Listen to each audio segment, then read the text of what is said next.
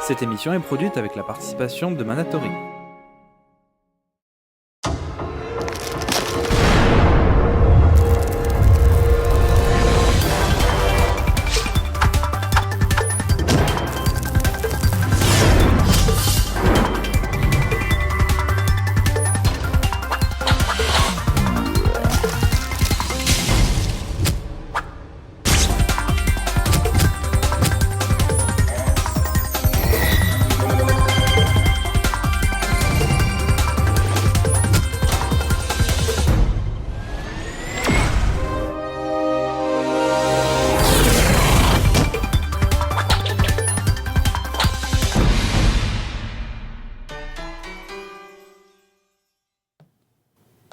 Bonjour à tous et bienvenue dans Geeking, épisode numéro 240. Cette semaine, on va évidemment vous parler de plein de choses. Et j'ai avec moi Audrey, Jeff et moi-même. Non, je suis pas avec moi, T'es avec mais toi. je suis là. Salut, T'es ça présent. va? Oui, ça va, ça va et toi? Voilà. Et Nous sommes moi-même, donc 4 sur nous ce sommes donc canapé. 4 sur ce canapé et ça c'est génial. Tu comptes pour 2. Mais grave. Bon, enfin, j'espère que vous allez bien, que tout se passe bien. Nous sommes à une semaine de notre exploit sportif commun. Non, de notre tentative D'exploit d'exploit sportif, sportif, faut le dire puisque comme ça. La team Geeking, bon pas tous, parce qu'on ne citera pas les Si noms on des gens. cite. Non, en fait ils le verront parce qu'on va filmer avec une GoPro. Ah non. J'ai oublié de te dire Audrey. Non. LOL. Bon on diffusera pas tout, que les Ouais. meilleurs moments. On mettra sur Patreon putain. ceux qui ont plus de 20 euros. Allez, Voilà. casquez les gens. Les mecs qui auront les Patreons les plus élevés, on leur enverra les vidéos en exclusivité. Après on les diffusera dans l'émission Avec plus tard. chute et tout. Ah non, non, non. Avec gros plan ralenti. Si, avec grave. Mais genre, tu vas la fixer comment? T'as un harnais et tout là? Mais on a tout ce qu'il faut. Putain, non. Mais si. On ramène la régie. Mobile. Jeff Avec le là. PC. Nous allons faire, parce que les gens ils savent pas, mais nous allons faire en fait un mud day. Donc vous savez ce truc dans la boue et tout ça. 13 kilomètres. 13 km de course Des avec obstacles tous les 400 mètres. 21 ou 22 obstacles. Ouais. Bon, il y en a, ils sont très basiques. Hein. Oui, mais il y en a, enfin, moi je suis pas Il y en a, le ils faire, sont hein. moins basiques. Il y en a, c'est de l'électricité, il y en a, c'est de l'eau froide, il y en a, c'est genre. Bon, ceux-là, c'est les plus simples parce que échelles tu comme subis. ça. Tu vois. Par contre, les échelles, t'es actif. Ah, mais les échelles, l'électricité, c'est pas l'eau froide, tu subis. Moi, l'échelle, ça va faire genre. Ah, loupé. Voilà. Ou alors tu as Timo qui te porte et tu fais ça. Ah, Si ben- je m'accroche à lui, Ah non, j'arrive Timo, super bien. Mais non, mais Je Timo se m'accroche met à en bas. Timo. Tu mets tes pieds sur ses épaules et t'avances. Mais pendant non, que lui mais avance je dans l'eau. m'accroche à Timo, je fais le Wii sur lui et Timo, hop, il passe comme ça. J'ai un doute. Comme le sac de Mais patates. grave. Tu crois que ça va passer ça? Oh, je vais le dimanche matin, Timothée, Abel Gustave, Jérémy Graveline. Dimanche matin, nous allons tenter ça. Le patronyme. Blanc comme le bras. Nickel. Enfin bref. Ça va être quelque chose de sympa. Ça va être quelque Ouais, chose. on va Ouais, bien rigoler, je je pense. sens. Les Je parcours pense que- sont très intenses, on nous dit Ava. Arrête, faut pas se Mais presser. ne t'inquiète pas, nous sommes entraînés. J'ai réussi à courir 2 On est au kilomètres. point. Parfait. Il en manque plus que 11. Ben, au pire, tu te mettras sur le dos de Timo Non mais et tu il sais, courra. c'est comment dire, c'est comme à la Légion quand ils courent et qu'ils ont le barda, ils se le refilent les uns les Ce autres. sera moi. Quand ben voilà, Je serai on le s'en barda. passera Audrey. On sera là sur l'épaule, on va faire allez tiens prends là, elle me casse les couilles. Plus elle parle. Ben, à deux sinon. Un qui prend les bras, l'autre qui prend les pieds et vous courez comme ça. Je fais la Avec brouette. C'est bien. C'est parfait. Pas mal. Bon, Ah, putain. nous digressons. Je L'équipe crois de bras en vos cassés. skills. Écoute, moi la course ça devrait aller. Certains obstacles, je pense que ça va pas on le va faire. bien. Non, mais en vrai, je vais tous vous étonner. Mais je pense, la suite va vous étonner. La suite. Donc surtout, Mais la 12 va vous Les étonner. coureurs de Voilà. fond sont jaloux d'elle. le 12e obstacle va vraiment vous étonner. Elle a découvert un ingrédient secret. Voilà, c'est ça. Tu la vois Euh, arriver, elle cavale comme ça en vrai. Bon, et du coup, on peut le dire, si vous êtes sur le coin, sur Bordeaux, Ah non, mais À non, 10h20, fallait pas l'annoncer. à 10h20 samedi 1er octobre, vous pouvez nous encourager sur le parcours ou rigoler, ça marche aussi, ou foutre de nous. Sachant que ça va quand même durer entre 2 et 3 heures easy, hein. Plutôt 3 heures Ouais, que mais on 2 verra heures. pas le temps passer, non? Bah, on aura fini vers 13h30, quoi, vite, comme ça. C'est pour ça que chacun a dit non, départ 10h20, pas Ah ouais. après, sinon Ah non, mais je mange sinon c'est la quelqu'un. nuit après. Non, C'est sinon ça. je mange quelqu'un. C'est clair, sinon c'est la nuit. Mais bon, je pense que regardez Full Metal Jacket la veille, ça va vous motiver. Mais Faut grave. n'être que des merdes, faut être des excréments, C'est faut ça. être même pas Chacun humain. une GoPro. Non, en fait, on en a 2 GoPro. Donc, Ouais, on va deux voir. GoPro. Bon, alors, soit on en active une qui fait la moitié du parcours parce qu'elles auront jamais l'autonomie de faire 3 heures. Et ensuite on active l'autre, on active les deux en même temps pour avoir 2 plans au début et après on verra pas la fin. Quoi. Peut-être le début ça vaut mieux avant qu'on soit en PLS complet sur la route comme ça. Puis il faut varier les plaisirs parce que Bonnet va porter le truc et on le verra jamais, tu vois, donc faut aussi que ce soit pas que Bonnet. Genre moi je dis je peux le prendre la GoPro. Ok, on verra. Moi je serai pas devant, hein, certainement Je pas. vais même. appeler internet. Enfin bref, on va bien rigoler. Bon, cette semaine il n'y aura pas de partie 1 et partie 2, puisqu'il y aura qu'une seule partie 1. Ouais. C'est comme ça, c'est la vie. C'est parce On que va Timo faire il de est pas pause. venu. Non, c'est parce qu'après j'ai un truc à faire. Donc on voilà. se dépêche. Donc on se dépêche là, je regarde l'heure et je vois que le temps passe, faut pas déconner. Sur ce, balance le jingle de la partie 1 et on enchaîne.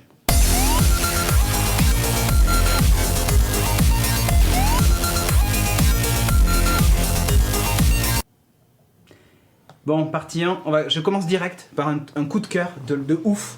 Mais bon, vous l'avez déjà vu pour ouf ceux qui nous malade. suivent en live. Nike va enfin sortir ses chaussures autolassantes. Ça y est. Ça y est. Là c'est le shut up and take my money. T'envoies. Sachant que c'est pas les mêmes que Retour vers le Je trouve futur pas ça qui était pas... si ouf moi. Mais Non, mais Retour vers le futur. Retour vers le futur.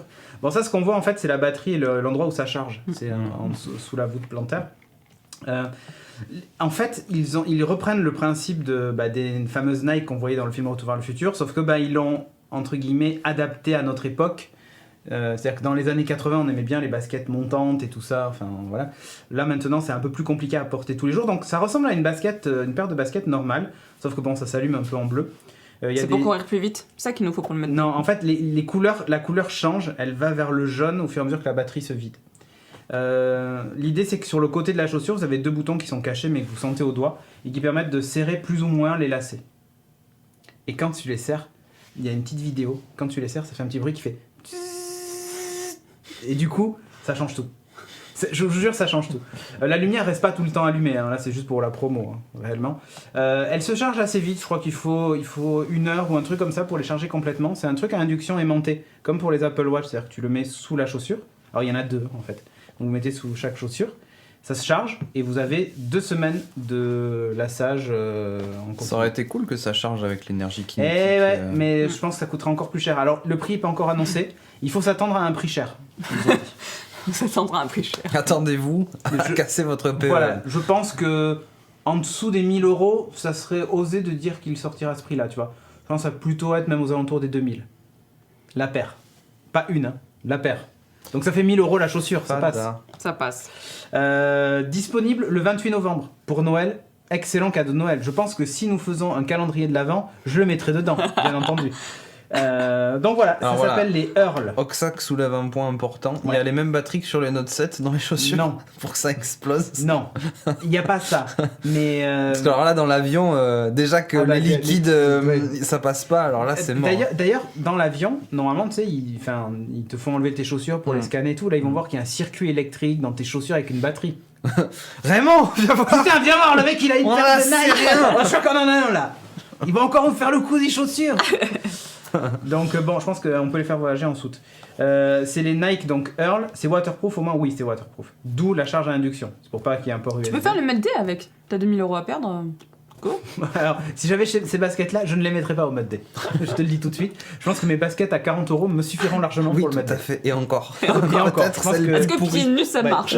Je vais essayer de voir si je peux pas en trouver des plus pourris. Mais voilà, en tout cas, non, mais c'est juste. Enfin, pour les gens qui sont fans de Retour vers le futur comme moi, c'est le turfu. C'est le turfu, c'est le truc dont on rêvait, où on disait un jour. Alors, c'est débile, hein, parce que tu mets ta chaussure et le truc se lasse, t'as qu'à faire ton lacet. Tu vas me dire, t'as qu'à faire ton lacet. À vrai dire, moi, je fais mal les lacets. Je sais, j'ai un problème dans ma vie, je fais mal. Alors les je lacets. sais pas pourquoi, mais parce que la batterie, on est d'accord, c'est le petit carré bleu Ouais, là, je- sur l'image, mais ça doit être dégueulasse niveau. Enfin, c'est pas. Enfin, je remets l'image, mais c'est pas flexible, tu vois, une batterie. Mais en fait, Là, à ce non. niveau-là du talon. En fait, il ce que suffit tu de as, prendre un- Ce que tu as, c'est le plastique qui est là au milieu est assez souple, D'accord. d'accord? Et en fait, c'est juste la bobine qui va être là sous le MT2, enfin le MT carré là. Ouais. Tu as en fait la bobine qui est là-dessous. Ce truc-là est Le reste, renforcé c'est pour plan. pas que ça suive. Ouais. Mais le reste en fait est souple et il y a des câbles qui vont vers la batterie qui est un peu plus profond. Justement, D'accord, c'est pour sous la pas que tu l'abîmes. c'est dans la semelle en fait. la Exactement, batterie, la semelle en exactement. entier. En fait, elle est un peu plus enfoncée. Elle est pas vraiment à la surface. Ouais, parce que Sinon, oui. tu prends un trottoir, Ouais, tu parce la qu'il faut pètes. quand même un et- bon temps magnétique. Si Oui. tu fais ça à induction, il faut une bonne batterie. Exactement. Une bonne, bobine. Cédric, il est pas encore assez souple pour lasser ses chaussures. Cédric savait compter jusqu'à 5. Non mais... Ok. En même temps, c'est à Cathy. Hein.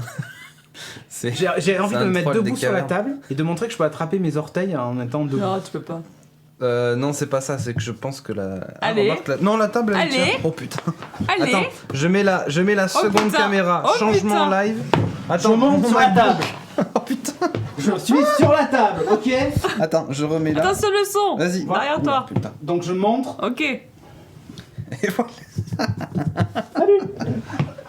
Voilà.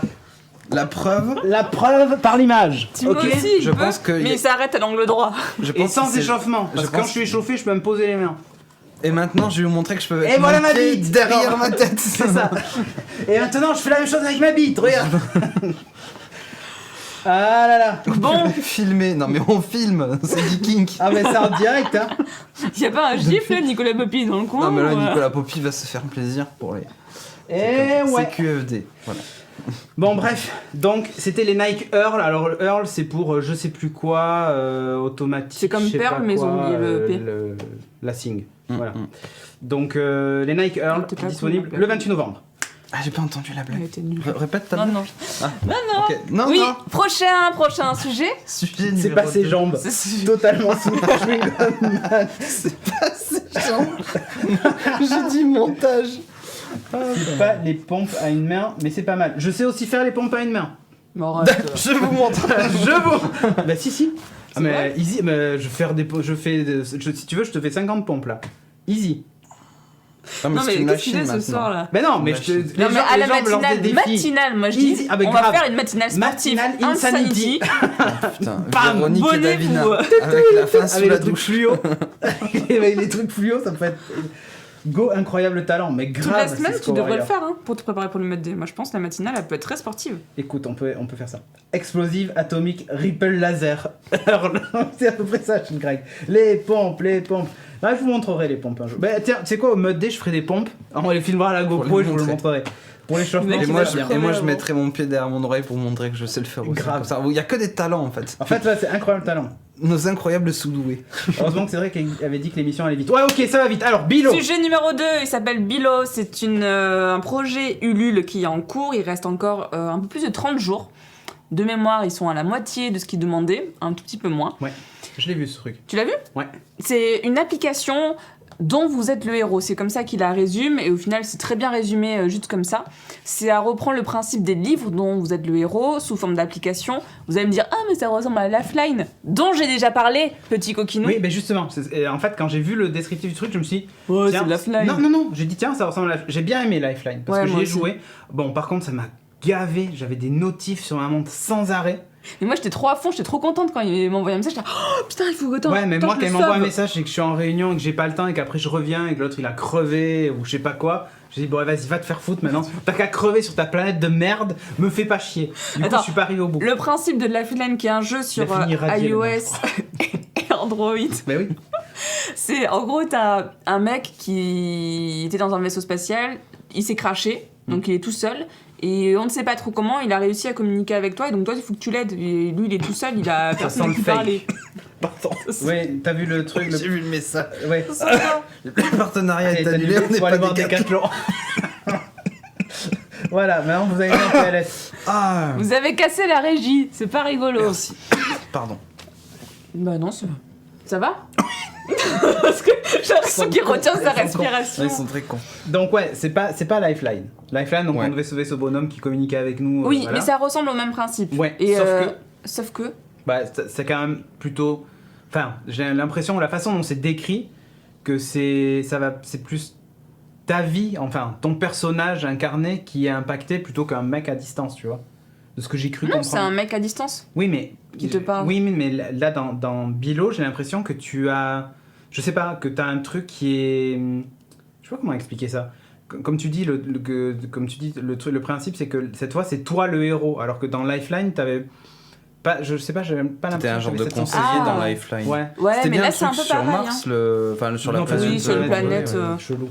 Là c'est un peu pareil au final. ouais, hein. ok. Ouais. Ouais, j'avais pas compris ça, moi, en regardant le projet. Ils disent votre appareil a été hacké par un membre d'une unité spéciale. L'homme est dans un salpêtrin, coincé à plusieurs mètres sous terre, dans un dédale de souterrain inextricable, séparé du reste de son équipe lors d'une intervention qui a mal tourné.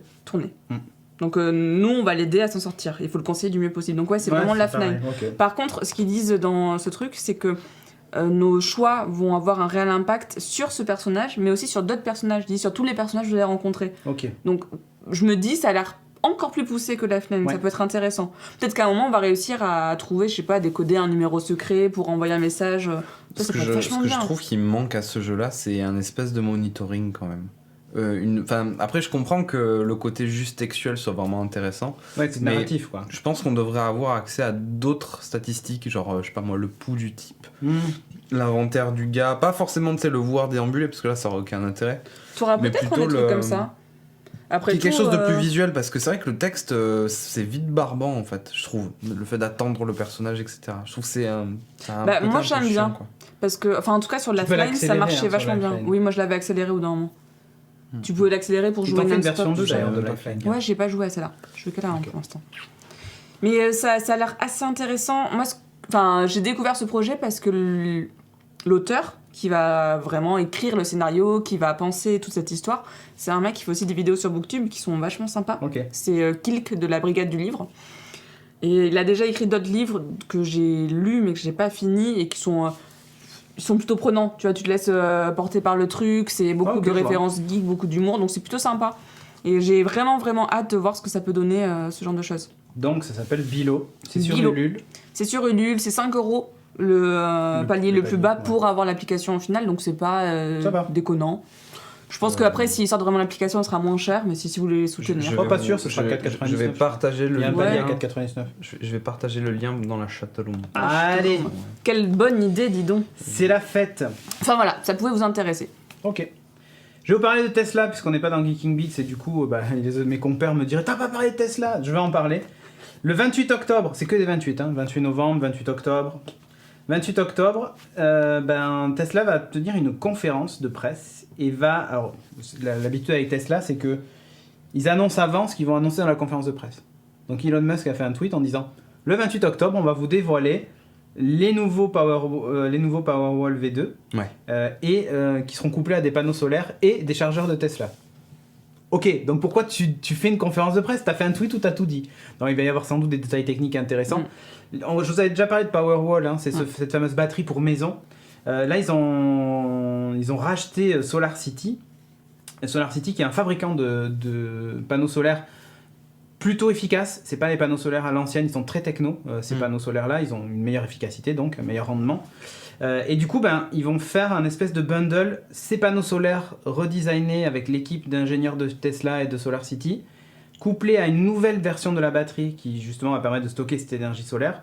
Et en plus, ils vont rajouter dans le Powerwall donc un chargeur Tesla qui va dans les deux sens. C'était le cas avant aussi. C'est-à-dire que vous pouvez aussi utiliser l'énergie de votre Tesla pour charger le Powerwall de la maison. Donc, par exemple, s'il y a une coupure, une catastrophe naturelle, mais que votre bagnole elle est chargée, vous voulez absolument maintenir le truc, vous pouvez déverser l'énergie dans. Mais ce qui est super intéressant sur SolarCity, c'est que c'est pas seulement un toit avec des panneaux par-dessus, c'est que c'est le toit qui est un panneau solaire. En fait, c'est ça le truc un peu révolutionnaire. Le SolarCity, enfin le panneau comprend l'isolation thermique, comprend et tout le système de transfert de l'énergie en énergie que tu peux stocker ensuite. Tout est dedans en fait. Ça, c'est quand en même gros, dans l'épaisseur du truc, ils ont dit au lieu de faire un toit, l'isolation, machin et tout ça, on va faire un truc qui fait tout et qui contient tout un tas d'électronique et de trucs intéressants. Il y a de grosses innovations dans les panneaux solaires en ce moment. Là, j'avais vu un truc où la chaleur en fait que tu as, je fais rapide. Mais j'en avais parlé dans un Geeking. T'en avais parlé dans un Geeking. Où en fait, la chaleur qui est émise par la transformation énergétique ou par le soleil permettait de réactiver d'autres cellules solaires pour réaugmenter encore le rendement. C'était une étudiante. T'avais pas de perte. Voilà, enfin, t'arrives à 80% de rendement, ce qui est énorme parce que les panneaux solaires c'est plutôt aux alentours de 30, tu vois. Et là, en fait, c'est une fille qui avait découvert ça. Je crois qu'elle était australienne ou je sais plus quoi. Enfin, j'en avais parlé dans un Geeking il y a longtemps. Et en fait, c'est maintenant que c'est mis en application. J'en ai parlé il y en a 2 ou 3 ans. Ouais. Et justement, où elle expliquait que la chaleur permettait de refaire une nouvelle réaction qui permettait de régénérer de l'électricité. C'était assez ouf. Et du coup, si t'es dans un truc où il y a pas mal de nuages ou même la nuit, bah, tu Mais gagnes un petit en fait, voilà, truc en t'as plus. quand même la chaleur. S'il fait chaud, ça suffit en fait à faire le Bon, truc. Lille, désolé. Ah mais Ça marche toujours pas. ça marchera pas à Lille. Mais c'est pas grave. Ils viendront charger dans le sud les Tesla, ils chargeront leur maison en remontant après. Truc qui est complètement con. Mais il restera le nucléaire, vous inquiétez pas. Mec versus Mignon. C'est pour toi ça. C'est pour moi. C'est League of Legends. Ouais. Parce que t'as stream cette semaine, je sais t'as. Que j'ai streamé la semaine dernière. Cette semaine. Cette semaine, hier après-midi, Voilà. avec certains d'entre vous de la chatroom d'ailleurs. Tout à fait. Ils se reconnaissent. Ils se reconnaissent. Et ils ont sorti un jeu de plateau qui s'appelle Mech versus Minion. Donc les mignons pour les petits mignons de LoL. Et c'est un jeu de plateau. Alors je vous avoue que j'ai pas regardé la vidéo à fond pour vraiment étudier le système de jeu. Moi j'ai regardé un peu. T'as regardé à fond ? Si j'ai bien compris, c'est un jeu coopératif. Ouais, on joue ensemble contre le camp adverse. Des vagues quoi. de mignons. Tout à fait, c'est de la coop. C'est vraiment LoL quoi. C'est assez rigolo en fait. T'as un espèce de gros plateau devant toi avec 6 slots. Ouais. Tu dois. En fait, tu programmes ton robot en fait. Tu chopes des cartes que tu vas étaler ensuite sur ton plateau. Et les actions vont se réaliser de 1 à 6. Dans l'ordre. Voilà, dans l'ordre. Et du coup, t'as des cartes qui font avancer, des cartes qui font tirer, et des cartes qui, je sais pas moi, réparent ton mecha, ton truc comme ça, etc. Et ce qui est assez rigolo, c'est qu'au fur et à mesure, tu vas looter des cartes, donc tu vas attraper, tu vas avoir de nouvelles cartes qui vont pouvoir s'accumuler les unes des autres, donc peut-être que ton attaque va devenir plus puissante, etc. Okay. Sauf que, quand ton mecha aura pris trop de trucs, tu vas devoir sacrifier des cartes. Ah putain. Et il y a des cartes qui n'ont pas les mêmes valeurs de réparation. Donc du coup, tu vas peut-être niquer ton cycle, c'est-à-dire que tu vas te retrouver à avancer 2 fois et pas tirer, donc tu sers à rien. Enfin, ça a l'air assez rigolo en tout cas, mais ça a l'air un peu cher. Mais ça a l'air assez rigolo. 80$ je crois. 70 ou 80. Bon, c'est le prix d'un jeu de les jeux de plateau, c'est souvent.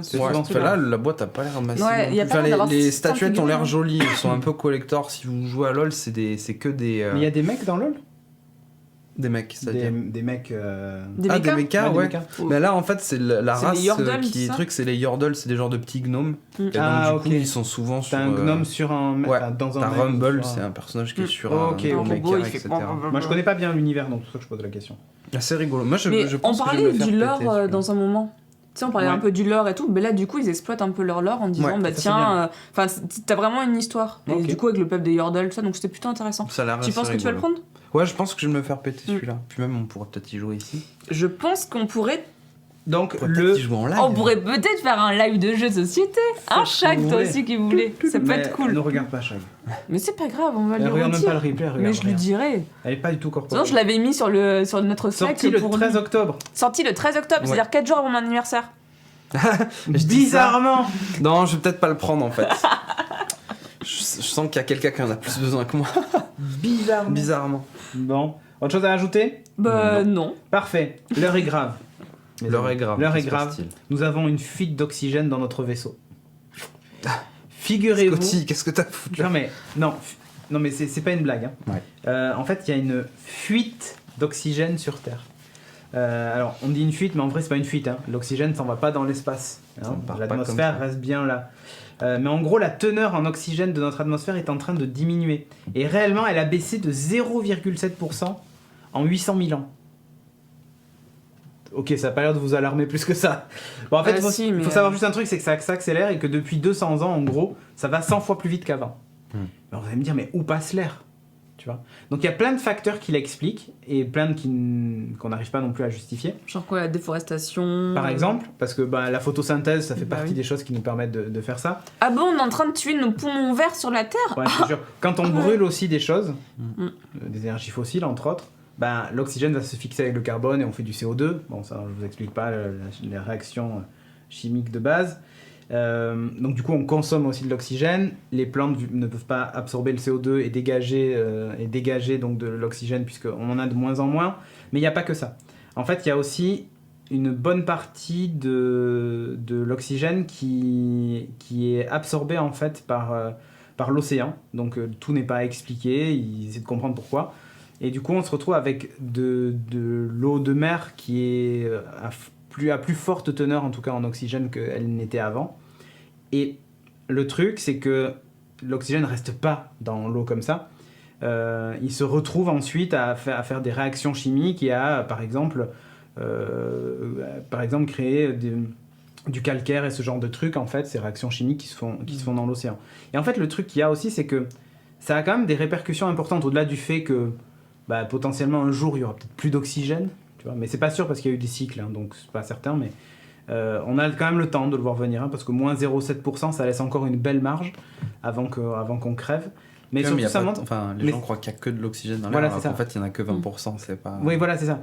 Plus d'azote que de... Exactement. En fait, l'azote a tendance même à augmenter, à prendre la place. Ça a aussi une vraie incidence sur l'érosion. C'est un truc qu'on ne sait pas, mais voilà. Le fait que la teneur en oxygène diminue, ça favorise l'érosion de nos côtes et ainsi de suite, justement, par les fameuses réactions qu'on trouve dans l'océan. Bref.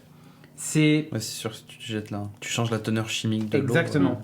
Du coup, c'est ça le souci. Et alors, ça fait quand même réaliser un truc, c'est qu'on dit souvent que l'eau, on a une certaine quantité sur Terre et on n'en va pas en créer plus. Donc si on pollue toute l'eau de la Terre, à un moment, on ne pourra plus boire. Et là, en fait, du coup, des scientifiques ont découvert que l'oxygène, c'était pareil. C'est-à-dire que si on consomme tout l'oxygène et qu'on ne favorise pas le renouvellement de l'oxygène, il y a un moment, alors dans quelques milliards d'années sans doute, où on n'aura plus d'oxygène. C'est très con, hein, mais on n'aura plus d'oxygène. Et réellement, la teneur en oxygène réaugmentera quand il n'y aura plus d'humains. Parce que nous-mêmes, le fait de juste respirer, on consomme de l'oxygène. Pas la totalité, mais on consomme une partie. Et le fait qu'on disparaisse et que, imaginons, la végétation ne progresse plus, elle reste en l'état actuel et qu'il n'y a plus d'humains, on régénérerait l'oxygène sans problème. Donc ne vous en faites pas pour la planète. Vos petits-enfants ne connaîtront pas non plus le manque d'oxygène. Hein, faut pas s'alarmer. Ouais, mais c'est une des premières études, en fait, qui se concentre sur l'oxygène. Qui se concentre sur l'oxygène et qui montre... Alors, ils ont fait ça comment, hein, ils ont, comme d'habitude, des carottes dans la glace pour vérifier justement le taux d'oxygène. C'est à cause d'eux qu'il n'y a plus de glace, non? À cause des carottes, à force de carotter, je pense qu'il faudra en faire un paquet. Arrêtez les pots en feu, les mecs, c'est pas possible. Et aussi, en fait, avec des bactéries qu'ils récupèrent, justement, qu'ils retrouvent dans la glace et ce genre de trucs, des trucs fossilisés, des saloperies, qu'ils retrouvent, justement, et qui leur permettent, en les analysant, de vérifier, justement, la teneur en oxygène de l'atmosphère à l'époque où la bestiole était prise dedans. Qu'est-ce qu'on dit? C'est à cause de Salvetta, ils ont mis de l'oxygène en bouteille. C'est exactement ça. On s'en bat les steaks. De toute façon, le soleil aura explosé avant qu'on manque d'oxygène. C'est pas sûr. Figure-toi que c'est pas sûr. Peut-être qu'on arrivera à manquer d'oxygène avant que le soleil explose. Mais en fait, c'est surtout la première fois qu'on met en évidence le fait que il y a moins d'oxygène dans l'air global de la planète par rapport à il y a 800 000 ans. C'est-à-dire qu'on se concentre actuellement à chaque fois sur le CO2. On ne parle que du CO2, des gaz à effet de serre et tout ça. Mais c'est vrai qu'on ne se pose pas trop la question de savoir, tiens, et l'oxygène, quoi. Tu vois, et là, c'est des études, c'est la première étude, en fait, qui nous montre ça. Donc, attends, qu'est-ce qu'ils disent? Les ressources ne sont pas infinies, Trump va pas être content. Ouais, mais ça, c'est ça. Tant qu'il y a de quoi construire un mur autour des US, ouais, c'est pas faux. Je suis d'accord avec l'agent de Matrix, la race humaine est un virus, un parasite, nous dit Adkati. Ouais, c'est une façon de voir le truc. Mais en fait, on a un comportement, peut-être pas parasitaire. Irresponsable. C'est plus irresponsable. Un comportement de race dominante, tu vois, c'est un peu parasitaire, hein. C'est pas parce comme... que tu prends il y a pas de en fait, le problème, c'est sans que... penser après, c'est pas comme si on prenait quand même l'oxygène et qu'on le foutait jalousement dans notre poche. Non, en fait, le problème faut comprendre que chaque l'humain... organisme, il consomme quelque chose. Non, mais bien sûr, vivant, si nous, on consomme de l'air et que ça coïncide à peu près avec le moment où on était... Mais regarde, on fait les kékés, nous, en disant... En Suisse, là, j'ai vu il y a pas longtemps, ils ont réautorisé la chasse au loup parce que ils pullulent et il y en a partout. En fait, le truc, c'est qu'ils ont déséquilibré l'écosystème. Donc, pour protéger les bergers, ils avaient fait ce système-là. Et puis, finalement, ils se sont rendus compte que le loup disparaissait. Donc, ils l'ont laissé... ils ont eu interdiction de le chasser. Il n'y a pas eu de régulation de ça. La population de loups a explosé. Voilà. Mais en fait, le truc qu'il y a, c'est que on ne fait pas ça avec la population humaine. On ne régule pas la population humaine. Et le truc, c'est qu'aujourd'hui, même si ça n'en a pas l'air, mais on s'est quand même hissé tout en haut de la chaîne alimentaire. C'est-à-dire que au départ, quand l'humain est arrivé sur Terre, par un vaisseau spatial, on sait tous, hein, tout le monde a vu Stargate. Quand on était... Non, je plaisante. Mais quand... l'humain n'était pas en haut de la chaîne alimentaire. C'est la technologie, le savoir, la connaissance qui a fait qu'on s'est hissé en haut. Mais au départ, on était chassés comme tout le monde. Au début, on était le dernier choisi dans l'équipe de volley. Exactement, c'était exactement ça. Aujourd'hui, c'est nous qui choisissons. Tu vois ? Et souvent, on prend que nos potes. Non, mais c'est ça le truc, c'est qu'on se retrouve en fait en haut de la chaîne alimentaire et ça nous vient pas à l'idée de nous dire, alors qu'on dit, bah tiens, oui, les loups pullulent, oh, les sangliers, machin, donc du coup, on va les tuer ou on les machin. Mais après, t'en as qui le font. En Chine, certaines populations commencent à le faire. En Inde aussi, ils commencent à en parler pas mal. Oui, mais ils le font à l'échelle de l'État. Mais si tu regardes, alors tout le monde va nous dire, ouais, mais l'humain occupe que 2, je sais pas combien % des sols. Ouais, il fait tellement de dégâts. Ouais, ok, mais on n'a pas besoin d'en occuper plus, c'est pas ça la question. Mais le truc, c'est que il y a réellement... Il n'y a pas de régulation. La Chine l'avait fait et tout ça, mais réellement, il n'y a pas de régulation. Regarde comment la population explose. Non, mais regarde comment la population explose. Enfin, c'est... Moi, je me souviens d'une époque où, quand j'étais à l'école, on nous disait « Ah ben, on est 5 milliards sur Terre, quoi. » Aujourd'hui, c'est un peu le lol, quoi, parce qu'on est plus 5 milliards sur Terre, on est bien plus. Ou je me souviens même quand on disait, là, en France, il y a 55 millions d'habitants. Là, on est plutôt sur une courbe à 70, 75. Et je te parle il y a 20 ans.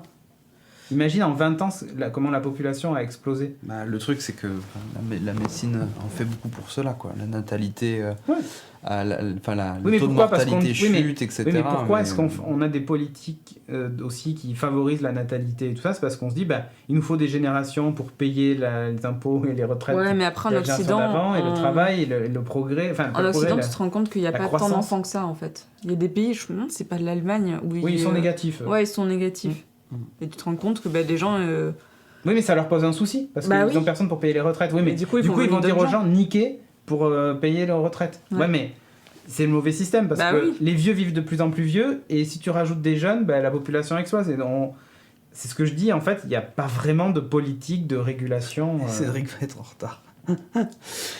Non, mais après, c'est un problème qui est complexe. C'est pas quelque chose qu'on peut arriver à, je pense, non, c'est trop complexe. À prendre de trucs, parce que l'écologie... Non, mais le jour où tu as un responsable politique qui dit on est beaucoup trop nombreux, donc soit on tue les vieux, soit vous arrêtez de faire des enfants, ce mec-là sera jamais élu. Je pense qu'il y a d'autres solutions. Il n'y a aucun problème. Je pense qu'il y a d'autres solutions que ça, mais après, c'est sûr que la façon dont on considère notre espèce, le modèle animal sur lequel on s'est calqué, à savoir vivre et prospérer, faire des enfants, etc., va peut-être à terme, dans quelques générations, être problématique, parce que si on arrive à évaluer les capacités de ce qu'on est en capacité de produire en tant qu'individu et que ça dépasse ou que c'est justement trop en dessous de la population globale, on va peut-être avoir un souci là-dessus. T'as un roman qui est bien là-dessus, qui s'appelle Futur. Soleil vert, sinon. Au Soleil vert aussi.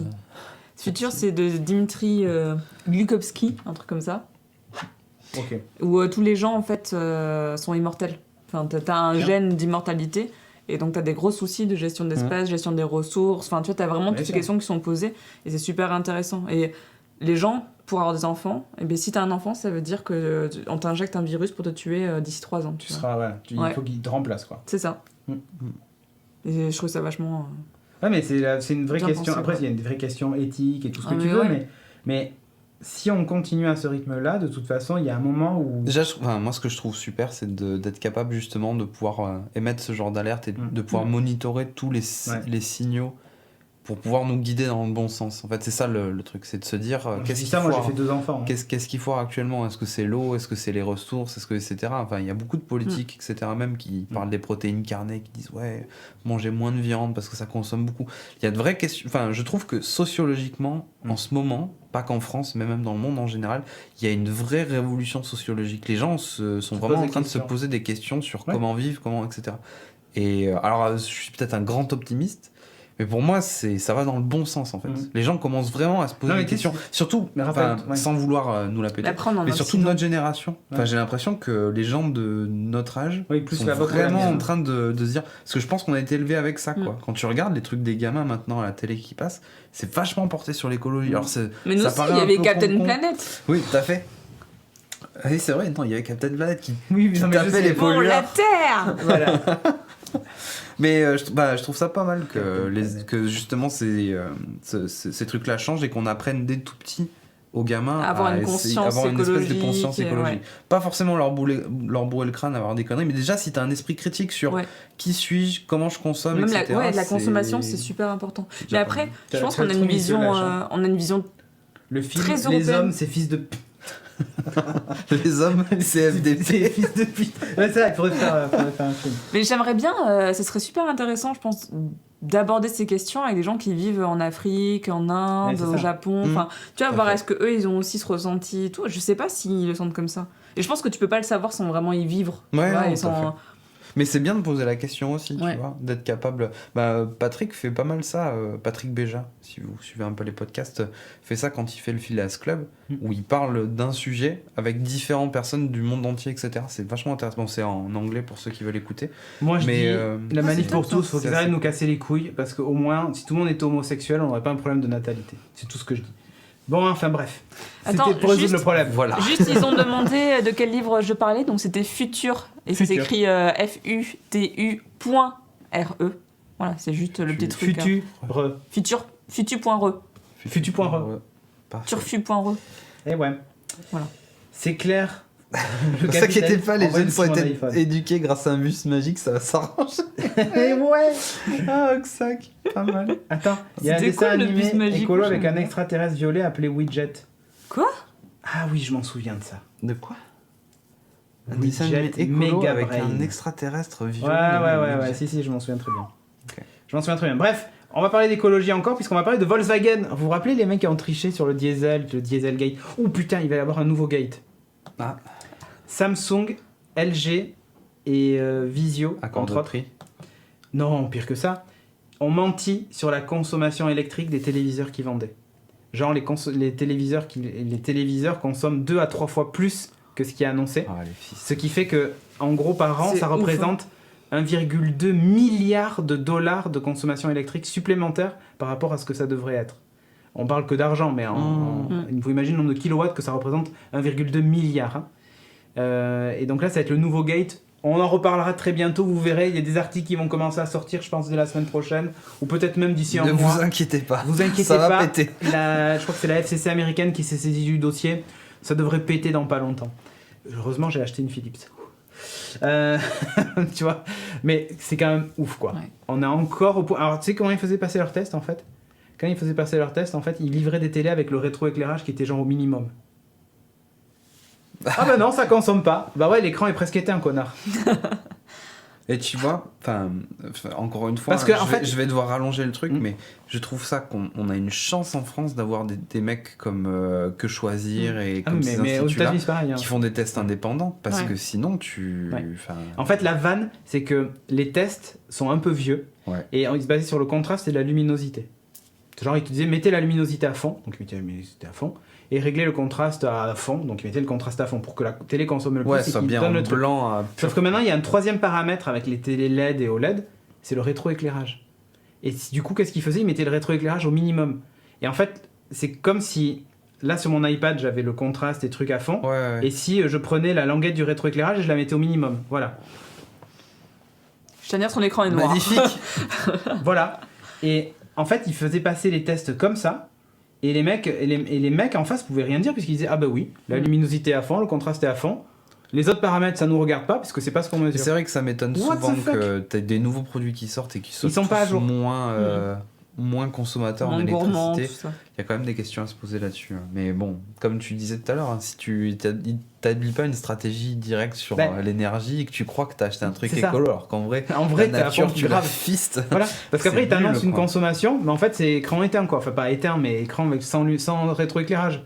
Super. Des génies. Mais du coup, ce serait combien le taux en plus? Ce serait le double, le triple de consommation? C'est 2 à 3 fois plus de consommation par rapport à ce qui est mesuré. C'est ouf.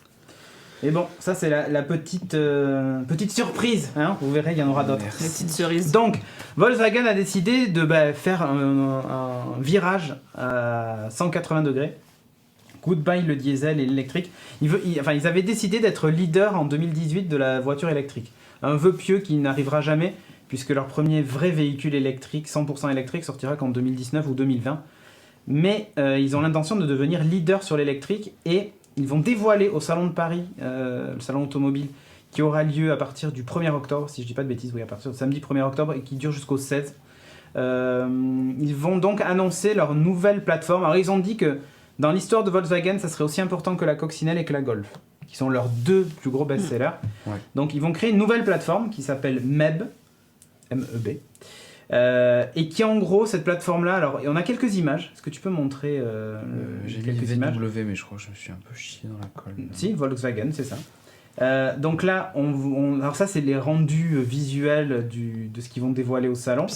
Aujourd'hui, ils ont dévoilé quelques croquis de la voiture. En gros, c'est un mix de la Model 3 et de la BMW i3, si vous connaissez le système de porte. Ça, c'est les plans de conception du proto, en gros. Hein. Ouais. Ah, t'as le truc qui va... Sur le toit, il y a un truc assez étonnant sur le toit, je sais pas si vous voyez, mais il y a 4 ronds. On ne sait pas encore ce que c'est. On verra bien, sachant qu'elles sont présentes même sur le prototype final. D'accord. Donc, voilà. Parce que là, c'est le croquis, mais ça, elle ne ressemble peut-être pas à ça là, au final. Oui, mais tu vois, la calandre, il y a de fortes chances qu'elle ressemble à ça. Si tu remets la première image, la toute première, tu regardes... parce que oui, la première, c'est censé être le véhicule. Ouais. Voilà, on est assez proche, tu vois. On est quand même assez proche, tu regardes même le truc devant, là en bas, sous le feu, tu as une espèce de truc, tu le retrouves là aussi. Donc on est assez proche. Et on a l'arrière aussi. Voilà, l'arrière qui ressemble un peu à la BMW i3, qui est assez sympa. Alors surtout la promesse de Volkswagen, eh ben, c'est surtout l'autonomie. 600 km d'autonomie avec une charge et 80% atteint en une demi-heure. 80% de la charge complète. De batterie ? Ouais. Pour des voitures de sa catégorie, on est à combien actuellement ? C'est plus de 400, 300 ? Alors, ça dépend, parce qu'il n'y a pas vraiment de catégorie en électrique. Un véhicule, alors on ne sait pas quel va être le gabarit final de celle-là, mais a priori ça serait la BMW i3. La i3, elle est plutôt de l'ordre de 100 à 150 km d'autonomie en électrique. C'est pas pareil. Ouais. La Zoé va passer certainement à 200 ou 300 km là. Il y aura sans doute une mise à jour de la part de Renault, mais on est sur un véhicule plus petit. Et là, celle-là qui en gros va être en gros la taille d'une Golf ou d'une Coccinelle actuelle, donc plutôt un gros véhicule. Devrait donc atteindre cette autonomie-là. Là, on est vraiment une concurrente directe de la Model 3 de Tesla. Ouais. Donc, à voir ce que ça va donner. Bon, évidemment, il y a des chances que ce qu'ils vont nous présenter soit pas la version finale. Comme d'habitude, ça sera un peu moins science-fiction que les prototypes qu'ils montrent à chaque fois.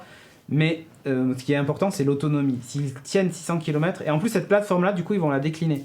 C'est-à-dire que tu auras ce véhicule-là, mais ils vont en faire plein d'autres. C'est quoi que tu appelles plateforme ? Alors la plateforme, la gamme de véhicules ? Non, la plateforme, en gros, c'est moteur, tout ce qui est châssis, moteur, la technologie du truc. Je donne un exemple bête. Ma Mini, elle a la même plateforme que la BMW série 1. En fait, BMW, pour rationaliser aussi les coûts, ou tiens, ton Aygo, c'est la même plateforme que la 106, ou 107 d'ailleurs même, ou 108 même maintenant. Et la C1 de Citroën. Okay. C'est la même plateforme. Une sorte de gabarit de moteur. Après, tu changes la coque dessus, tu changes, voilà. Tu peux changer éventuellement un peu l'empattement et ça, mais en gros, c'est la même base et on habille le truc différemment dessus. Ce qui permet d'avoir des voitures peut-être un peu moins chères ou des voitures plus haut de gamme en utilisant la même techno. Donc, moi, je sais pas, je suis assez. C'est vrai que ce ne sont que des plans de conception, mais ce ne sont pas les plans de conception, mais les sketchs commerciaux d'après le modèle final. Oui. Mais c'est pas le plan de conception, ça je suis d'accord avec toi. Mais c'est le rendu du designer sur un bout de papier. Donc c'est pas non plus c'est pas la photo finish du produit quand même. Ouais, mais après, comme tu disais, ça sera dévoilé au salon de l'auto. Voilà, donc ça va. Il nous reste encore une semaine pour découvrir ça. À mon avis, on va avoir de belles surprises à ce salon de l'auto sur justement les véhicules électriques et véhicules propres. Enfin, le truc se bouge quoi. Mais 600 km. Ça, là je me dis, un peu le putain, game changer. Mais c'est ultra game changer. Après une voiture normale, ça. Une Tesla, c'est entre 400 et 500 km, mais c'est 100 000 € quoi. Ouais, non mais avec une voiture classique, moteur gasoil, etc., tu peux tenir plus de 1000 km. Ah ouais, 1200, ouais. 1200, donc on est à la moitié pratiquement. Ouais, mais je donne un exemple bête, moi, ma Mini qui est une essence, parce que je voulais pas de diesel, donc j'ai pris une essence, je fais 630 km. Ouais, mais c'est une citadine. Il y a un réservoir plus petit. Mais d'un autre côté, je fais pas de route avec. Ouais, non, j'entends. À part quand je fais le gogol, mais ça sinon je fais pas de route. quand même la majorité, je pense, des besoins des gens en France. Ouais, attends, 100 bornes, ça correspond. Il avait fait une étude justement sur l'électrique. 100 km en électrique, c'est déjà 90% de tes besoins. Donc 600 bornes, c'est 100% de tes besoins. Franchement, 600 bornes en partant de Bordeaux, tu vas à Paris, tu peux le faire en une fois. Quoi. Ouais, non, tout à fait. Et puis en plus, au pire, tu t'arrêtes une demi-heure pour bouffer, tu branches ta bagnole, elle est chargée à 80%. Surtout qu'avec 600 km, tu as l'assurance que même s'il n'y a pas des masses de prises électriques, tu puisses en trouver une dans le radius. Quoi. Ouais. Enfin, il suffit juste de positionner une borne tous les 600 km et tu as moyen de jamais être à Lifeline qui dit le prochain gate 600 km testé en marche arrière. Non, en fait, pour tout te dire, même les 600 km, c'est mesuré. C'est pas une estimation, c'est mesuré. C'est pas du marketing. C'est pas du marketing. Voilà. C'est mesuré, c'est comme quand Tesla dit on fait avec la Model 3, vous ferez au minimum 400 km. Enfin, je crois que c'est un peu moins, c'est 350. 600 km, c'est pas avec une vitesse ou un truc comme ça en fait, ça doit être un truc pour une utilisation moyenne. C'est exactement. C'est comme fait Tesla, c'est-à-dire que tu vas sur leur site à Tesla, tu fais comme si tu achetais une voiture, et il va te dire est-ce que vous utilisez... Alors, tu peux dire, avec la clim, sans la clim, machin, ça, et tu vois l'autonomie qui reste exactement. D'accord. Ah ouais, t'as un simulateur. Ah ouais, t'as un simulateur. Donc, tu vois, par exemple, si tu dis, je veux la clim et ma voiture à 22 degrés, c'est très précis. Hein. Pour qu'ils fassent ça, c'est vraiment que leur machin, ils doivent... Et il te dit, si vous mettez la clim à tel machin, que vous utilisez les phares parce que c'est la nuit, que vous faites machin, enfin, tu définis ton truc, il te dit, vous ferez 350 km. T'as vraiment le truc mesuré. Et c'est garanti. S'ils mettent un simulateur, c'est qu'à mon avis, ils ont et c'est garanti. C'est garanti, c'est-à-dire que quand il te dit c'est 350, c'est garanti 350. Tu n'auras pas la surprise de tomber en panne au bout de 200. Donc voilà. Et sachant qu'une voiture électrique, quand tu t'arrêtes, ça consomme presque rien. Ouais. Mais il suffit de la ville. Si tu as les feux allumés, machin et tout. Pour la ville et les trucs comme ça, c'est pratique. Ça consomme pas, que dalle. Sur un concept car, 100 km, c'est du pipeau. Mais complètement, c'est du pipeau sur un concept car. Mais là, ça va plus loin, parce que c'est vraiment testé sur leur plateforme et ce sera un véhicule définitif. Bref. On en saura plus de toute façon dans une semaine. Ouais, comme on vous a dit, ce sera... Donc on verra bien, vous inquiétez pas, on va suivre ça de près. Tiens, on va parler de YouTube Heroes. Donc ça, c'est un peu le gros du truc. YouTube Heroes, t'en as parlé dans la matinale. Un peu. En gros, l'idée, c'est que YouTube veut rendre la modération communautaire plus efficace. Aujourd'hui, c'est le cas, tu peux déjà te signaler des commentaires, tu peux faire tout un tas de trucs. Je remercie au passage les nazis qui viennent nous laisser des commentaires sympas. Que nous signalons et on nous répond, mais nous ne comprenons pas pourquoi vous signalez ce contenu, il n'y a rien d'offensant. Non mais c'est quand même ouf. Hein. Non mais vraiment, j'ai eu ça comme réponse. Donc bon, bref. Et Stéphane aussi d'ailleurs, mais c'est pas grave. Passons, puisqu'apparemment le nazisme est autorisé sur YouTube. YouTube Heroes, c'est un programme. Ouais, exactement. Un programme qui est là pour récompenser la communauté. Voilà. Ou disons reconnaître, plutôt, plus que récompenser, reconnaître la modération par la communauté. Lui donner ses lettres de noblesse. C'est très simple. Vous allez avoir, c'est un système comme un jeu de rôle, comme un RPG classique. Vous avez des niveaux, etc. Et dès que vous allez accomplir une action communautaire, vous allez être récompensé par des points d'expérience et vous allez monter en niveau. Donc il faut savoir que sur YouTube, il y a plein de petites mains, notamment les gens qui font les sous-titres. Ça... il y en a un paquet sur les youtubeurs francophones et même sur les youtubeurs étrangers qui font du contenu communautaire pour être capables de rendre les vidéos accessibles même à ceux qui ne peuvent pas entendre. Et pour le fait, c'est vachement pratique. Et tout surtout la matinale, souvent on n'entend pas. Hein. Non, tout à fait, parce qu'on oublie de remettre le micro. Mais tous les jours presque. Là, je suis un boulet.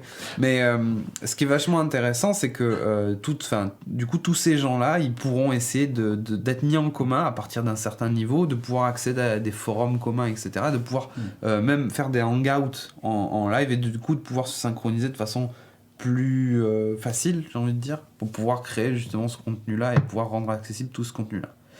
Et il y a aussi le signalement de vidéos et tout ce qui fait appel à de la modération.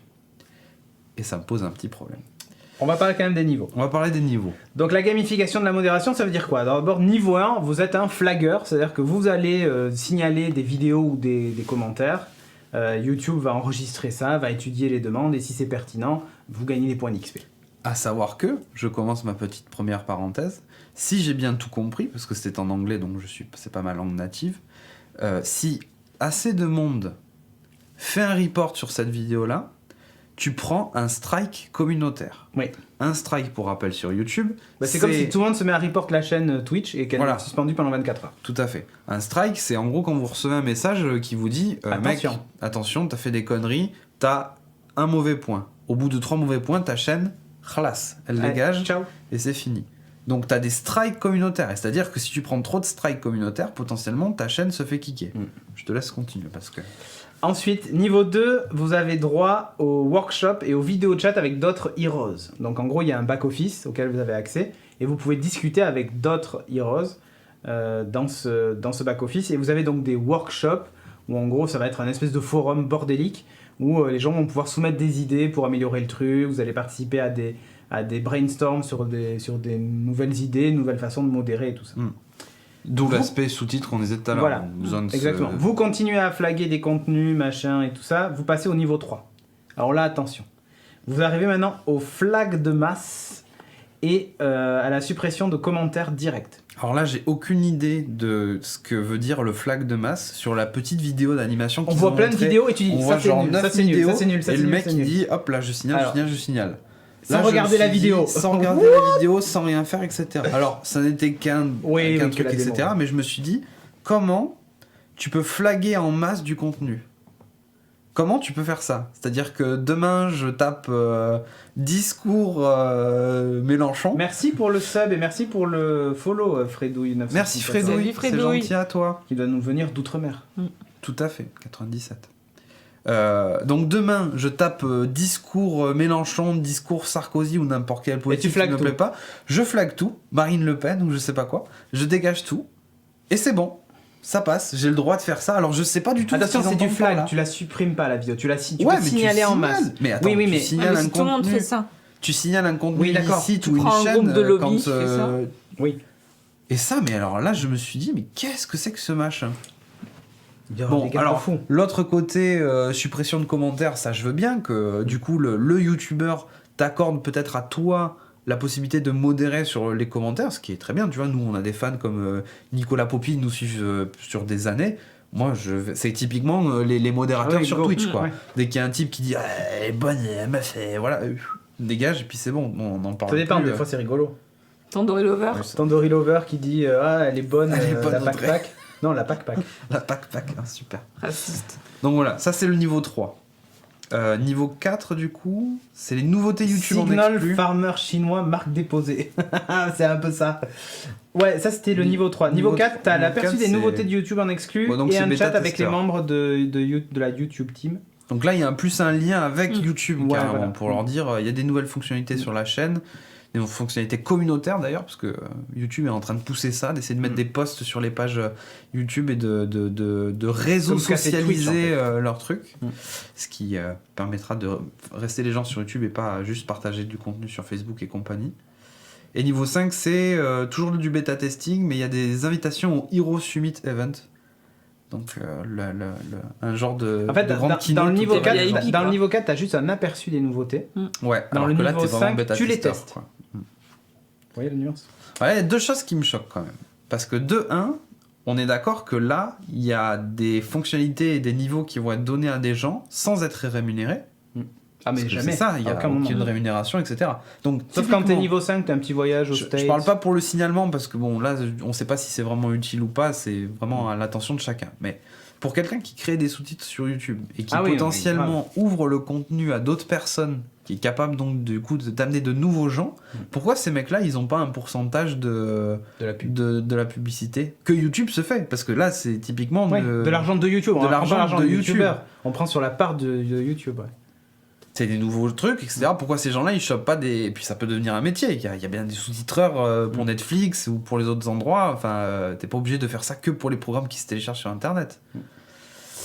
Et YouTube, alors là, cette espèce de signalement de masse et de strike communautaire... Après, le signalement de masse, la façon dont je vois le truc, c'est pas... Sachant qu'en plus, le signalement va pas supprimer la vidéo. C'est-à-dire que le YouTuber va recevoir un strike qui lui dit « Attention, t'as été signalé ». Imaginons on soit 20 à faire ça, à signaler en masse plein de vidéos d'un mec. Le mec va recevoir un premier strike de YouTube, mais il a la possibilité de réagir, c'est pas un jugement à sens unique. Bah, s'il y a le coup des strikes communautaires comme j'ai lu, c'est peut-être le cas. Hein. Non. S'ils sont assez de monde à... Ouais, mais regarde aujourd'hui, quand nous on prend un strike pour utilisation de trucs copyrightés, on a un avertissement. Il nous dit attention, vous avez utilisé, est-ce que vous voulez contester ou pas? Si tu dis oui, je conteste, ouais. Tu dois justifier par écrit et signer. Après, moi je réagis juste à l'annonce qui a été faite. Non, mais complètement. La façon dont c'est annoncé, c'est vrai que tu dis, mais attends, mais il y a zéro garde-fou, c'est quoi ce bordel, quoi? Je pense que dans ce cas-là, imaginons nous, quelqu'un nous signale une de nos vidéos, on va avoir le droit de se défendre. Enfin, j'espère, parce que si c'est pas le cas, ben c'est la fin. Mais de la à mon plateforme. avis, ce truc-là a été mis en place parce que justement, ça peut être un dispositif d'alerte, tu vois. Je pense que s'il y a X personnes qui et je pense que signalent une vidéo, à mon avis, elles sont au moins cachées pendant un temps. Mais je pense que tu peux perdre ton statut de modérateur facilement. Si jamais tu fais du signalement abusif. Si tu perds la confiance. T'as vraiment l'espoir que les mecs de YouTube aillent moi, je me souviens modérer les modérateurs. Bah, écoute, moi je me souviens d'une époque où il y avait les forums Hotmail, MSN, tu vois, et il y avait des équipes de modérateurs qui étaient très sérieuses. En fait, ça n'était pas du tout... J'imagine. Ah, dis donc, t'as vu, il a entendu un D-Siri et il a enregistré toute ma conversation. Mais je te jure, il y avait tout, t'as vu, garde-fou, machin, et tout ça. Depuis le début de Geeking. Un gros truc. Non mais moi alors moi j'ai vachement peur sur ce côté. Moi la gestion communautaire je suis pour tout ce qui est modération etc. Par contre le côté de mettre des strikes à la chaîne, attention où vous mettez les pieds quoi. Attention parce que alors là c'est la porte ouverte aux social justice warriors, aux nazis de base, aux dieux mais là tu peux déjà le faire, tu peux déjà signaler des contenus.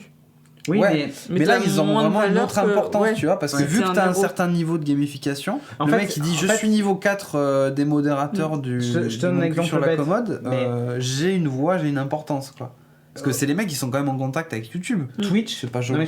Un exemple, Twitch là, si je disais aux gens signalez tous la chaîne serait automatiquement strikée pendant 24 heures. Ouais.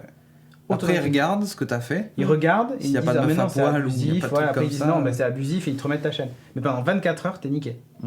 Et c'est sans. En fait, t'as pas la possibilité de dire. Non, c'est contrôle à posteriori. Exactement. C'est d'abord tu. Exactement. Et donc là, sur YouTube, je pense qu'ils vont faire comme pour la gestion de droits d'auteur. C'est-à-dire que l'auteur reçoit un truc. S'il y répond pas, par contre, YouTube coupe la chaîne. En attendant que le mec réponde. Mais je pense que tu vas avoir un avertissement. Tu vas te justifier. YouTube l'entend ou pas.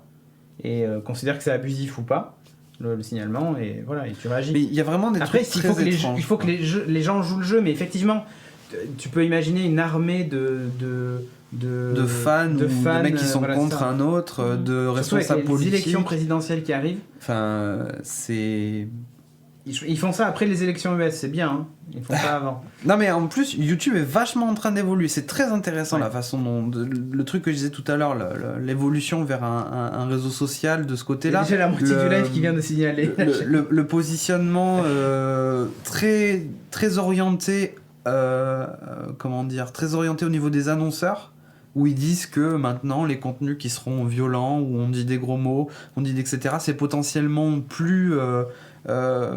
tu peux potentiellement plus gagner de l'argent avec parce que justement c'est contraire peut-être aux valeurs de l'annonceur etc.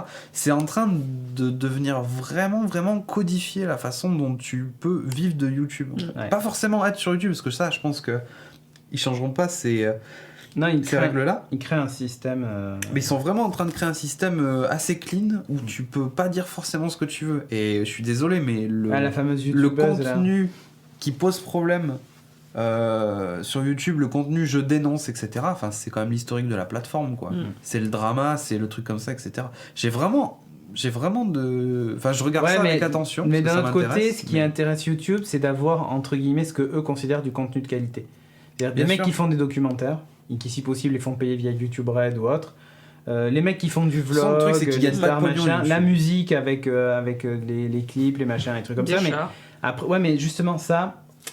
Même si c'est le truc qui a fait YouTube, première vidéo du zoo, hein, rappelez-vous, mais même si c'est le truc qui a fait YouTube, le fait de partager ces moments-là et tout ça, ça à la limite, ils aimeraient presque garder ça pour la partie sociale. Là, hier, il y a une rumeur qui dit qu'ils veulent s'offrir Twitter, mais tu vois, ces vidéos où tu montes ton gamin qui fait du vélo ou je sais pas quoi, ou ton chat qui renverse son bol de lait et tout, ça les intéresse plus trop parce que c'est pas des vidéos qui intéressent les annonceurs. Ah oui, la nouveauté aussi, je sais pas si t'as vu, mais il y a des youtubeurs qui se sont retrouvés avec des vidéos démonétisées parce qu'elles n'étaient pas monétisables. C'est-à-dire que dans la vidéo, il disait des gros mots. Ouais, c'est ce que je disais tout à l'heure. Voilà, c'est ce que je disais voilà, mais du coup, en fait, YouTube veut cleaner sa plateforme avec sa vision de la vidéo sur Internet. Bisounours, machin, tout ce que tu veux. Très positif. Très positif. Il faut que les vidéos soient positives. Que ce soit clivant, pas que tu sois contre des gens, pas qu'il y ait de débat. Après, d'un côté, c'est compréhensible parce que tu te dis un annonceur, il n'a pas forcément envie d'apparaître sur mais la en chaîne fait, du nazi, etc. Mais le truc, c'est qu'ils font la télé, quoi. En fait, ils refont la télé. Ouais. Ils reprennent les codes de ces trucs-là. Et ils sont, contrairement à ce qu'ils étaient au début, c'est-à-dire rebelles, ils sont plus rebelles. Aujourd'hui, YouTube n'est plus la plateforme des rebelles. Mais le truc, c'est qu'ils gagnent pas d'argent, en fait. Non, mais voilà. C'est que YouTube l'argent les a rattrapés et aujourd'hui, la plateforme, c'est plus une plateforme. Moi, je pense que plus une plateforme de rebelles, YouTube. Le dernière étape de ce truc-là, ça va être la suppression des vidéos si pas regardées ou si inactives. Je pense que ça va être le dernier à faire un système comme Twitch, c'est-à-dire où les vidéos restent X temps sur ta chaîne et ensuite disparaissent si t'es pas assez influent pour être partenaire ou avoir des gens qui créent ta chaîne pour toi en mode partenaire. Moi, je vois que ça sur le côté. Je vois pas comment YouTube, à l'heure actuelle, pourrait gagner de l'argent. En uploadant des centaines de milliers d'heures de vidéos. Pour réinstaller Internet. Toutes les heures. Déjà. Non, mais c'est assez compliqué. Moi, je suis vraiment curieux de voir. Mais en tant que YouTubeur, toi, parce que du coup, toi, t'as une chaîne. T'es plus YouTubeuse que nous, quoi. T'es beaucoup plus youtubeuse que nous tous réunis. Moi, je suis YouTubeuse. Oh. si. Ah mais attends. Mais du coup, ça te. J'ai pas l'impression d'être dans le YouTube game, moi. Je m'en fous un peu. Tu l'es plus que nous, hein. Oui, je pense. On n'embrasse aucun code, on fait 0 vignette, on met pas les annonces derrière abonnez-vous à la chaîne ou regardez notre vidéo, machin. Oui, on respecte. On fait pas du tout ça, on respecte aucun code, nous. Mais non, nous c'est plus on fait des vidéos. On fait des vidéos, on se dit tiens YouTube c'est cool, on va le mettre sur YouTube. C'était comme ça, alors que Too Many Books c'est fait pour YouTube uniquement. Il y a une grosse communauté de booktubers aussi. Ouais, il y a une grosse communauté. Je sais que donc on a un groupe Facebook où on peut parler entre nous, entre booktubers, voir ce qui se passe au niveau des maisons d'édition, tout ça, pour que tout le monde soit au courant et les mêmes infos. Donc ça c'est vraiment cool, cette communauté de booktube est vraiment super. Et quand ils ont sorti les nouvelles règles avec les gros mots, tout ça, il y a quelqu'un qui a mis un post qui a dit je viens de voir ça passer, voilà, pour information. Ouais, vous en pensez quoi et tout La plupart des gens, en fait, disent moi, je resterai comme je suis actuellement. Enfin, ouais. Voilà, c'est plus le pas de changement. Que, tu vois, une personne qui... Enfin, ça dépend. Si personne qui va gagner sa vie avec ça, c'est parce qu'elle... Je pense que c'est pas de gagner chaîne, la vie, voilà. Mais, ou alors elle n'a pas comme objectif de gagner sa vie avec sa chaîne. Mais pour ceux qui ont ça comme objectif, tu vois, Norman qui fait sa vidéo sur la diarrhée, YouTube pourrait très bien dire... Ouais, c'est limite. C'est pas monétisable, tu vois. Bon, après, les Dragées Fuka voudraient certainement monétiser cette vidéo, ou tu vois, ou c'est quelque chose qui se fait moins en France, mais t'as des youtubeurs américains, t'as les H3H3 Productions qui sont des... Où les mecs, en fait, ils passent... En fait, c'est des trolls. C'est des trolls, ouais. Pas forcément méchants, mais tu vois, c'est des mecs qui ont vraiment pour objectif... Ouais, c'est exactement ça. C'est des satires. C'est des mecs qui pousse le système dans ses retranchements et pose des questions, mais quitte à être un petit peu grinçant et cassant, tu vois. Ces mecs-là... Ils avaient fait une vidéo il y a pas longtemps sur... Oui, il y a eu toute une histoire avec eux. C'était sur... c'est exactement ce problème-là, en fait. C'est que le type, il est arrivé, il a dit, la vidéo de ce type-là, c'est de la merde parce que... Et ce type-là a dit, copyright, c'est mon contenu, t'as utilisé mon contenu, maintenant tu me donnes de l'argent.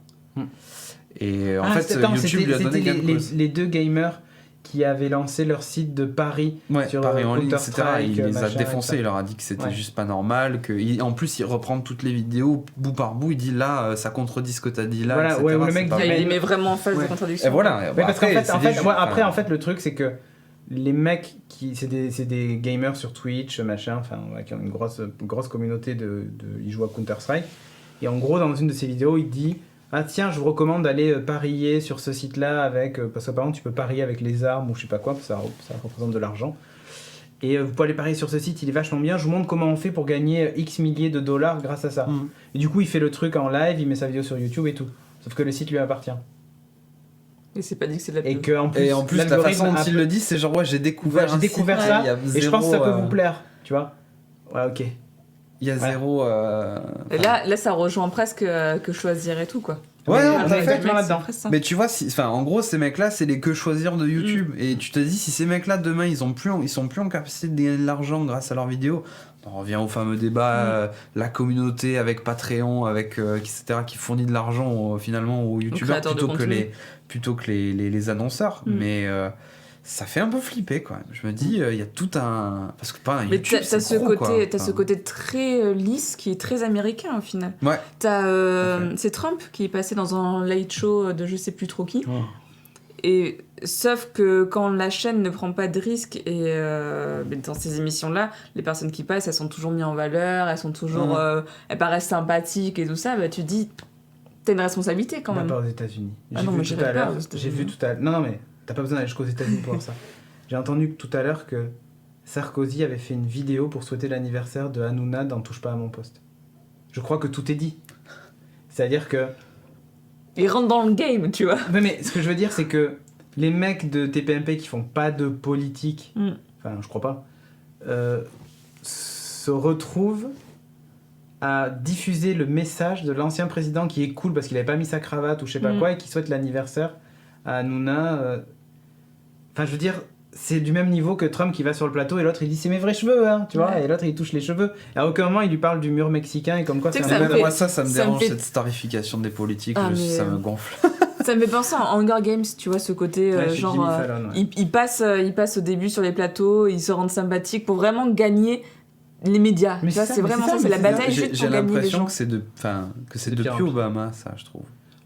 Obama, il avait ce côté superstar. Tu l'avais avant mais aussi. C'était déjà avant. Moins, je pense à 80 je parle pas du personnage, je parle de la période en fait. Pour moi, c'est la période d'Obama. Ça a vraiment été majeur. Plus Twitter et tout ça, hein, plus que les médias. Ouais, après, t'avais des gifs, tout le monde l'a utilisé. Oui, il faut voir un truc vraiment aussi. Vraiment une simplification de ces gens-là. Il faut voir un truc aussi, c'est que là, comment ça s'appelle, l'élection qui arrive en 2017, c'est la vraie première, enfin pour moi en tout cas, c'est la sensation que j'ai, c'est la vraie première élection où les gens ont compris ce qu'ils pouvaient faire avec Internet et jusqu'à présent ils utilisaient encore, j'allais dire, d'anciens moyens pour y arriver, tu vois.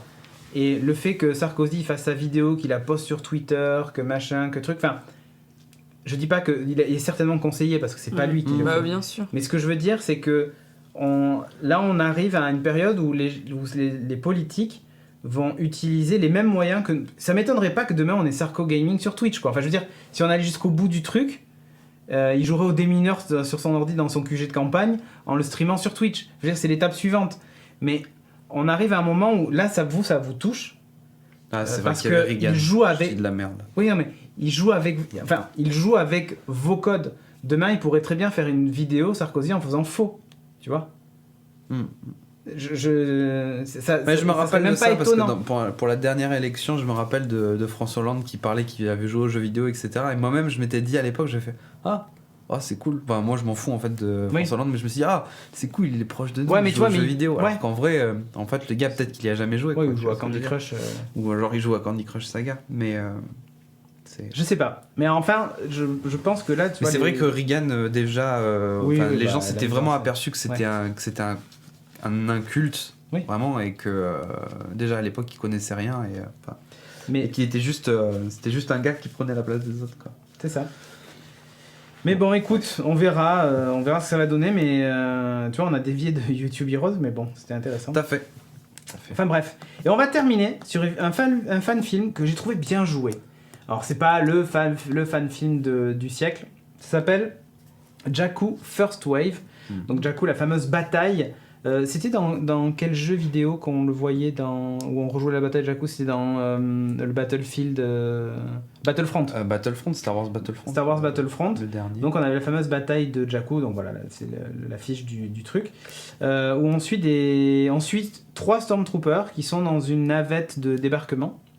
Et qui arrive donc sur Jakku. Alors Jakku, c'est la bataille de Jakku, c'est ce qu'on voit aussi dans l'épisode 7 de Star Wars, hein. C'est le début. C'est la planète où est Rey. Voilà, là où est Rey, et où on voit le croiseur écrasé sur la planète.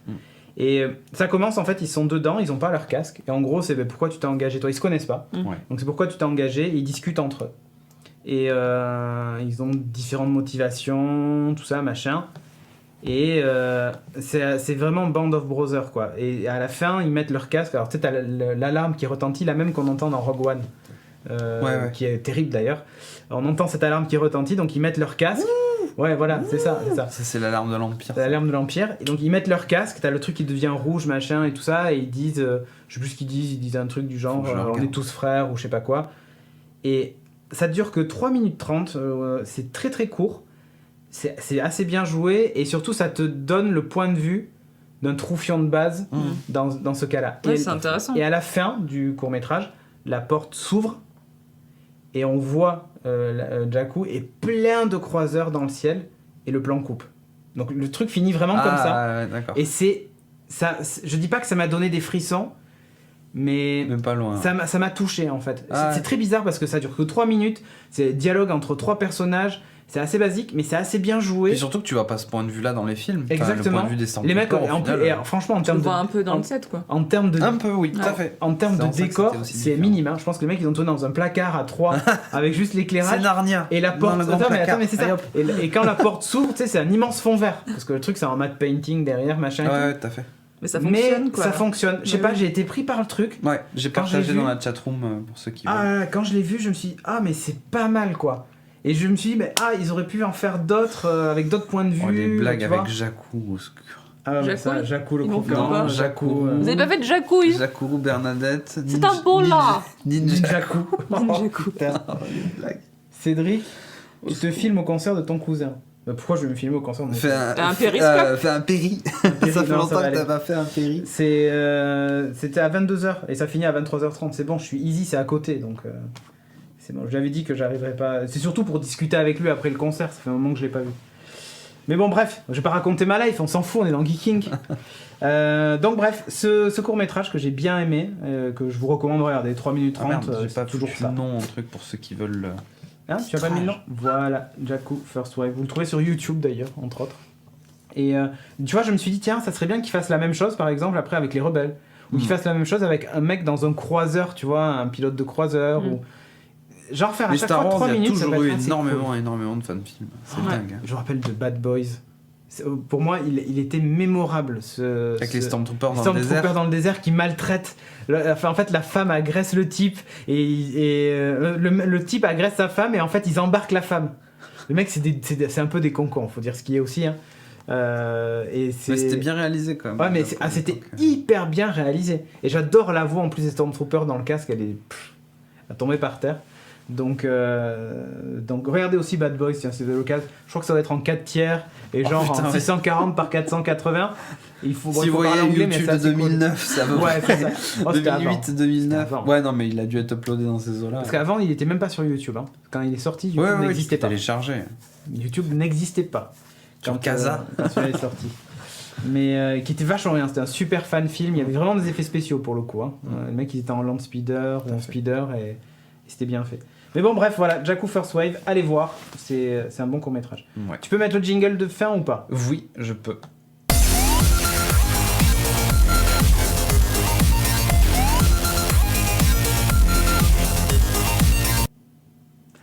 Jingle de fin. Jingle de fin. Bon, mais merci d'avoir suivi cet épisode numéro 240. On a parlé un peu de tout. Moi je trouvais ça intéressant. C'est divers et variés. Ouais, j'ai bien aimé le truc de YouTube. Ouais, c'est intéressant, ça pose plein de questions. Et de toute façon, sérieusement, comme je vois arriver les années qui viennent, je pense qu'on va se poser beaucoup de questions dans plein de domaines. Ah putain, un truc que je voulais pas parler, il y avait ils vont lancer un site de streaming, mais pour la VR. Ah oui. Ah ouais, et du coup, je me suis imaginé des trucs. Je me suis dit, tu fous ça ici. c'est VR truc. Merde. C'est Viril. Je vais reprendre le machin de là. Non, c'est Viril. Mais je me suis dit, vu qu'on stream, etc., tu fous la caméra 360 ici. Ah oui. Et les gens, ils sont sur le canapé avec nous. Ils peuvent tourner la tête et voir le truc. C'est terrible. C'est vrai que c'est ouf. Franchement. Ça, j'ai trouvé ça dingue. Les mecs, ils sont vraiment dans la technologie là-dedans. Mais grave, on a parlé de tous les sujets, c'est marrant. Non, mais il y a plein de trucs. Et on va encore avoir des débats sur ça, que ce soit sur l'écologie, la planète, le social et tout. Et en fait, maintenant, la technologie est tellement omniprésente dans tous ces sujets-là. Et surtout, ça rattrape la SF en livre, Puis, en jeu, en tout ce qu'on Surtout veut. que plus ça va, plus la technologie évolue, etc., plus on a un Real, rapport mais correct. éthique avec Ah oui, ça. mais complet. Hein. C'est fou le nombre de... Mais comme je le disais tout à l'heure, il y a vraiment de grosses questions sur la sociologie en général. Les gens parlent de Non, mais tout, sur sur l'espèce humaine en l'éthique, général. sur l'addiction, sur le truc, etc. Et c'est bien qu'on en Signalez parle, ce ça, quand même stream, pas mal. signalez. Signalez-le. Mais ouais, mais tu sais, le transhumanisme et tout ça, on en parle encore. Enfin, il se passe plein de trucs. Il est trop court, ouais, désolé. Oh, ça va, on a fait une bonne Non, heure et Cédric quart, je pourra pense. peut-être pas, mais à la limite, nous, on peut faire un papotage à la fin, je sais pas. Oh, vous faites ce que vous Second voulez. truc. Sing allez. Singalé. Oh, Qui c'est qui a dit ça? C'est le Davs qui a dit ça. Remboursé, bah, si tu signales, il va être encore plus court. Mais ça, c'est pas faux. Certes.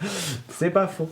Donc merci d'avoir suivi cette émission. Bah, si vous voulez rester vous après discuter, il reste une demi-heure, vous faites ce que vous Ouais, voulez. allez, On peut soyons rester fous. un peu. Ouais. Voilà, moi je me casse en tout cas.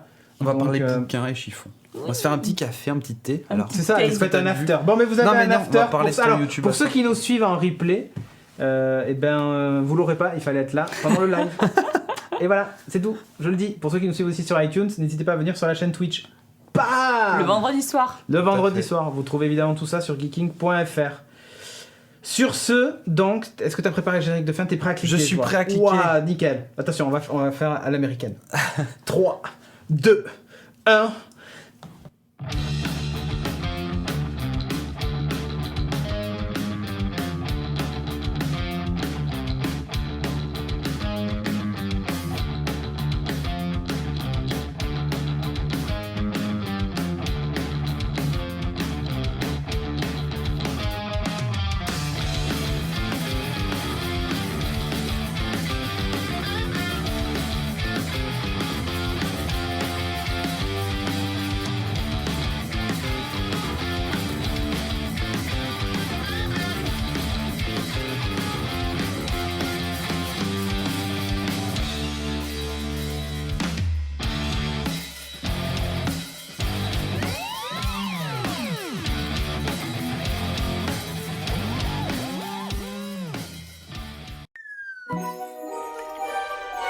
Cette émission est produite avec la participation de Manatori.